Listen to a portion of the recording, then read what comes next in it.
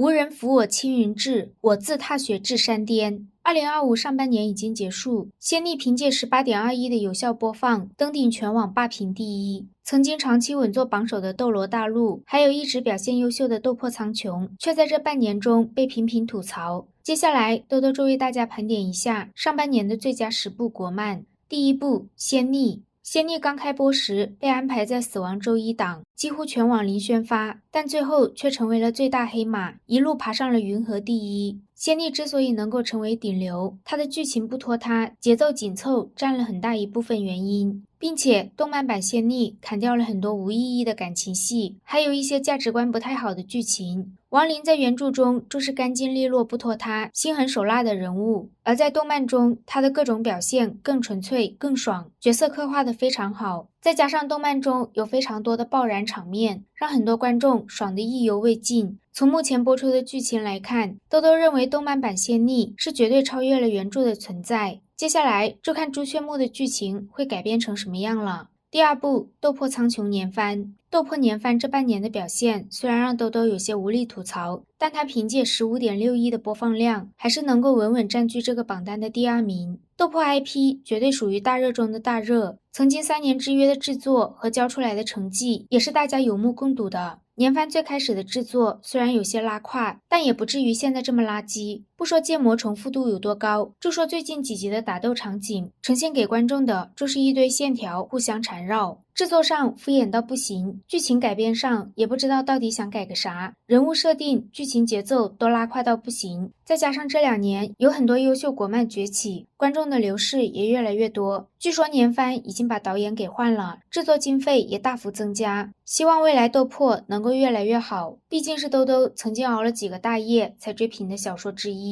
第3部，完美世界。完美世界有着原著庞大的读者基础，再加上动漫对荒天地成长史的高还原度，让它以12.4亿的播放量稳居第3。开播4年多，少年10号已经走出石村，历经多重磨难，练就一身功法。完美世界虽然被吐槽节奏拖拉，剧情推进太慢，但因其制作精良，人物又实在太抓眼球，以及动漫中的东方玄幻美学韵味、古老的修炼体系、神秘的符文以及神话传说，都让很多观众一边吐槽一边为它贡献播放量。以上3部播放量均在10亿以上，10亿以下播放量的国漫都是全凭口碑、热度以及个人喜好来排名哦。第4部，师兄啊师兄。动漫改编自言归正传的小说，我师兄实在太稳健了。由大家的老朋友玄机科技制作，虽然这是一部搞笑修仙番，但玄机依旧保持高水准，展现了国风美学的独特魅力。主角李长寿的狗剩人设也塑造得非常好，颠覆了以往传统修仙题材的龙傲天套路。别的主角修仙追求突破境界，他则精于算计，力求9成8的成功率才勉强算稳。这种狗到极致的策略，在剧情中制造了大量的反差笑点。除了主线修仙外，李长寿的升职记也让我们这些打工人找到了共鸣。作为一匹黑马，师兄的成功在于他打破了修仙的固有模式，他以轻松幽默包裹着内核，既有视觉盛宴，又有情感共鸣。第5部，吞噬星空。改编自我吃西红柿的吞噬星空已经更新到了快180集。这部动漫本周拥有庞大的粉丝基础，再又凭借着庞大的宇宙观、高燃的战斗场面以及主角罗峰的成长史，吸引了大量观众。但它也因为伪科幻的争议和剧情改编以及节奏问题饱受争议。吞噬星空是以未来地球、外星文明和机甲战斗为背景，但它的核心依旧是玄幻修真体系，各种等级划分的设定让科幻迷们感到违和。有不少网友指责他们是披着科幻外衣的玄幻番。按云和数据显示，吞噬星空上半年也交出了高达8.5亿播放量的优秀成绩。第6部，苍原图。苍原图改编自我吃西红柿的同名小说，故事背景中妖邪横行，人族深受其害，主角梦川的母亲为了保护他和村民疑似战死，为母复仇踏上征途。复仇是网文中主角行动的重要推动力之一，但在梦川的成长故事中，他经历了很多热血的守护、人事的纷争、上位者的阴谋压迫，同时他也收获了很多纯真赤诚的友情、爱情、亲情。苍原图凭借着独特的新国风美学、酣畅淋漓的打戏以及大胆的剧情改编，让它成功在一众玄幻动画中脱颖而出。水墨特效和东方意境的融合，将传统国画元素融入战斗场景。这种创新不仅提升了观众们的视觉冲击力，也让大家在燃爽之余感受到中华文化的独特魅力。虽然苍原图还是有着动漫的通病，节奏不稳，但瑕不掩瑜，它依旧能够算是2025国漫中的佳作之一。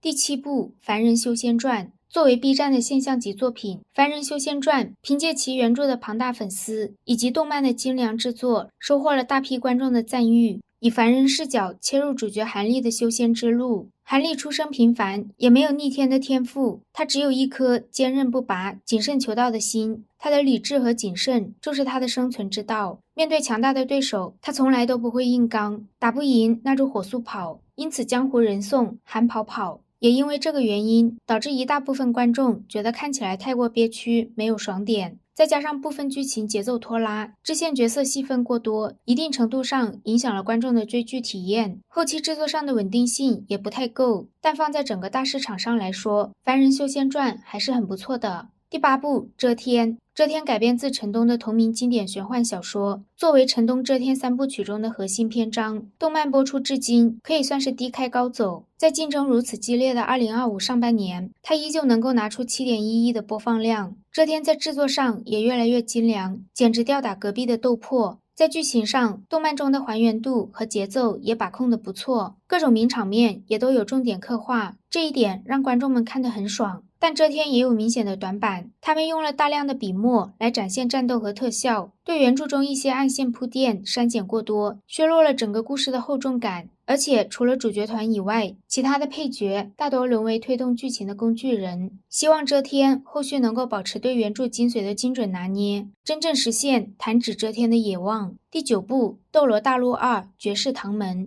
作为斗罗大陆的第2部，绝世唐门并没有延续第1部的好成绩，但毕竟也是大热 IP， 在上半年依旧斩获了 9.5 亿的播放量。绝世唐门完美的继承了斗罗的槽点，剧情节奏把控不当，部分情节拖拉，日常剧情注水严重，非常影响观众观看的连贯性。人物塑造上也不够立体，配角沦为推动剧情的工具人。霍雨浩开挂频繁，实力提升也不太合理，成长线不够精彩，也没有什么说服力。虽然制作还算不错，特效华丽又震撼，但这些并不能弥补整体的缺点。而且观众们想看的也并不是恋爱大陆。第10部剑来。改编自烽火戏诸侯的同名小说，剑来成功将原著中剑气纵横3万里的意境搬上屏幕。动漫高度还原了原著中画里有画的风格，很多制作让书粉直呼经费在燃烧，但这种曲高和寡的叙述方式也劝退了不少路人观众。剑来豆瓣评分高达 8.9， 平台也一直在扶持，但它依旧长期徘徊在榜单第10名。如果后续能够优化节奏，降低观看的门槛，相信它的成绩也会越来越好。